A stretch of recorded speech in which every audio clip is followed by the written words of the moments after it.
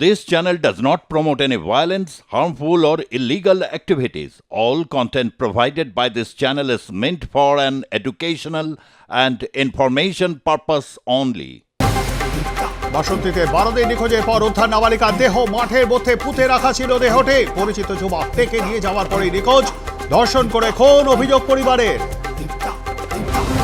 ফাঁসি নয় আমৃত্যু কারাদণ্ড সঞ্জয় রায়ের আর্জি করে চিকিৎসক ধর্ষণ করে রায় শিয়ালদা আদালতের জীবনের শেষ দিন পর্যন্ত জেলেই থাকতে হবে সঞ্জয়কে জানালেন বিচারক অনির্বাণ দাস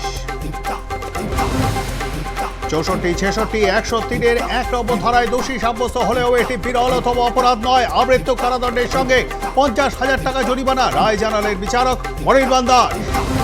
ধর্ষণের জন্য 7 লক্ষ টাকা এবং হত্যার জন্য 10 লক্ষ টাকা ক্ষতিপূরণ দেওয়ার নির্দেশ আদালতের রাষ্ট্রের দায়িত্ব নির্যাতিতার পরিবারকে ক্ষতিপূরণ দেওয়ার বললেন বিচারক অনির্বাণ দাস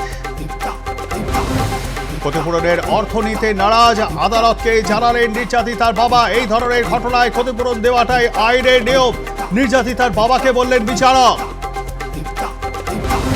শিয়ালদা আদালতের রায় খুশি নন মুখ্যমন্ত্রী আজ হাইকোর্টে সঞ্জয় রায়ের ফাঁসির আবেদন জানিয়ে দ্বারস্থ হতে পারে রাজ্য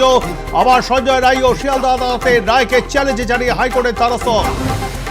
দুলাল সরকারের মালদার বাড়িতে মুখ্যমন্ত্রী মমতা বন্দ্যোপাধ্যায় কথা বললেন নিহত কাউন্সিলরের স্ত্রী চৈতালি সরকারের সঙ্গে বললেন রহস্যটা যে কি মালদার রাজনীতিটা বুঝি না আজ মালদায় প্রশাসনিক সভায় মমতা বন্দ্যোপাধ্যায় ইংরেজ বাজারে সভা করবেন তিনি দুলাল সরকার করে পর গোষ্ঠীদ্বন্দ্বের বিষয়ে প্রকট হয় আজ গোষ্ঠীদ্বন্দ্ব মেটাতে কি বার্তা দেবেন সুপ্রিমো নতুন করে উত্তপ্ত নদিয়ার করিমপুর শিকারপুর সীমান্ত কাঁটাতার দেওয়া নিয়ে ফের বিবাদ বিএসএফ বিজেপির মধ্যে আপাতত কাজ বন্ধ ঊর্ধ্বতন কর্তৃপক্ষের সঙ্গে কথা বলে সিদ্ধান্ত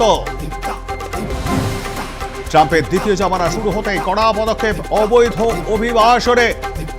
অবৈধ অভিবাসীদের ধরতে কড়া নিয়মের পথে ট্রাম্প সরকার সিনেটে পাস হয়েছে বিল